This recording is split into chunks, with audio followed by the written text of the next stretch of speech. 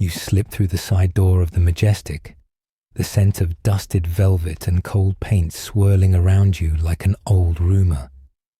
A question hangs in the lobby air, the kind you can almost hear asking itself. How many secrets can one stage keep before the curtain finally drags them into the light? You shrug off the chill, telling yourself you're here for a triumphant revival. Yet somewhere inside, you already know tonight will write its own ending. The house lights dim. The overture stirs, and you watch from the shadowy wings as Crispin Thorne strides downstage. 6 nights in, he knows the lines better than he knows his own heartbeat. Or so you thought. Mid-monologue, he presses a palm to his chest, gasps the direction written decades ago. The pain blooms, crimson behind my ribs, and crumples exactly on his mark. The audience freezes, then erupts with nervous applause, mistaking death for craft. You rush forward, pulse thundering. But Crispin is gone, the script's exacting stage direction fulfilled to its final period. You are playwright and keeper of this forgotten piece. Yet suddenly, you're something more. A witness dwarfed by velvet drapes and century-old grudges. The authorities swarm, reporters crowd, and still you taste the metallic question. Who would weaponize a prop scene into fatal fact?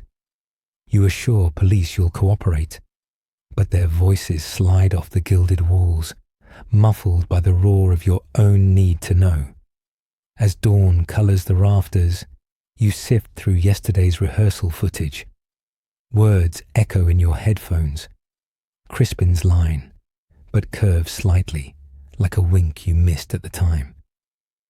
When the raven taps, know the dagger smiles, he'd whispered, in a stage aside no audience was meant to hear. That phrase isn't in the original text. You flip through yellowed pages. The closest match is buried in Act 2, Scene 7. He'd stitched lines together, creating a hidden cue, a cipher. For whom? You rewind the recording, this time listening not to Crispin, but to the soft rustle just beyond him. A stage manager's call? No. It's the understudy, Felix Dane, practicing sword, flourishes in the dark. The blade whistles in a rhythm. 3 quick arcs, a pause, 2 slow sweeps. Morse code in choreography. You pause the frame and shiver. Someone was sending messages in plain sight, trading secrets beneath rehearsal lamps, while you, the author, chased period accuracy and costume hems. Night settles again over the Majestic, and you navigate catwalks like a ghost in sneakers. Beneath the proscenium you find the prop trunk, its lid yawning as if too tired to lie. You lift the dagger Crispin used. It gleams harmlessly, edges dull. Yet the ornate hilt feels heavier than during Tech Week. Unscrewing the pommel reveals a thin vial, empty now, but scented faintly of bitter almond.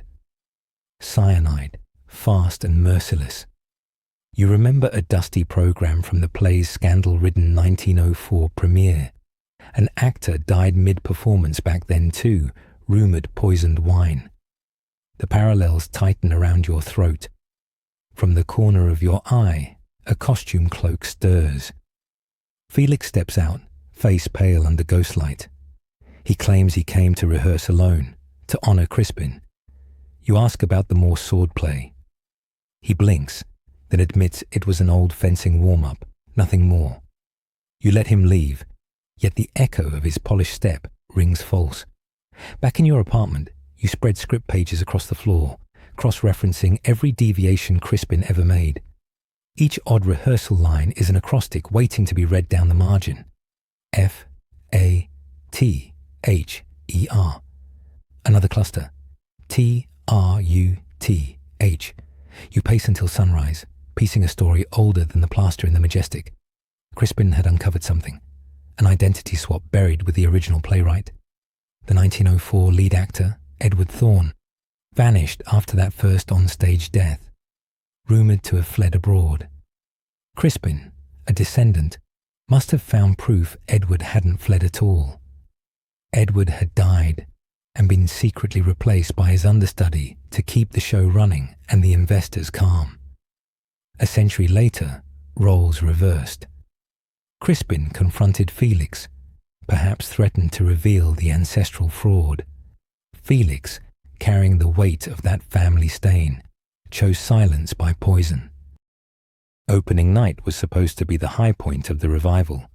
Instead, the board insists the show must go on. Tragedy be damned. You agree, but not for box office glory. You need a stage, an audience, and applause loud enough to disguise the trap you're about to spring. The final performance arrives, humid with anticipation. You station yourself in the prompt corner, headset crackling. Understudies shuffle, crew whispers, every heartbeat a drum. Felix takes Crispin's place at center stage, wearing the same embroidered coat, the same tragic destiny sewn into its cuffs. You altered one thing, the script. Where the fatal line once sat, you inserted a confession disguised as monologue, a weave of Edward Thorne's letters and Felix's own incriminating Morse pattern. He starts strong, unaware. Then words turn unfamiliar, twist under his tongue, reveal too much. His gaze flits offstage to you, panic blooming. Audience breathes shallow, sensing the crackle of unscripted electricity. In the wings, detectives wait, knowing the signal, the applause cue at curtain call. You added a new sound cue, a single raven tap, piped through the soundboard. When it echoes, Felix will understand the trap has closed, just as Crispin understood the ciphered warning, but too late. Act 2. Final scene. Felix lifts the formerly poisoned dagger. You replace the vial with harmless sugar water, yet he trembles, memories of cyanide rising like ghosts. He locks eyes with you across footlights. The raven tap rings. House lights snap bright. Applause bursts like thunder, covering the detective's advance. Felix drops the dagger, palms raised. The truth finally center stage, where deception once strutted. Later, as the theatre empties, you stand alone on stage. Velvet seats stare back like 1,000 unblinking witnesses. You exhale, feeling weight slip from your shoulders, though not all of it. Crispin is still gone, history's wounds reopened. Yet you also feel a hush, the kind that falls after a story finds its rightful ending. You glance up to the fly loft, where ropes sway gently, and you wonder, did the theatre crave this reckoning all along? Maybe stages remember. Maybe boards never forget the footsteps pressed into them. Tonight you learned that lines on a page can sharpen into knives, that applause can cloak justice, and that every script waits for someone bold enough to read between the acts. You gather your pages, some smudged with dust, others with fresh ink, and slide them into your bag. Outside, dawn steals across the marquee. The city yawns, unaware that behind a quiet door, a curtain has finally descended not on a play, but on a century-old lie. So you walk away with the echo of clapping still buzzing in your ears, thinking of the next story, the next stage, the next whispered line.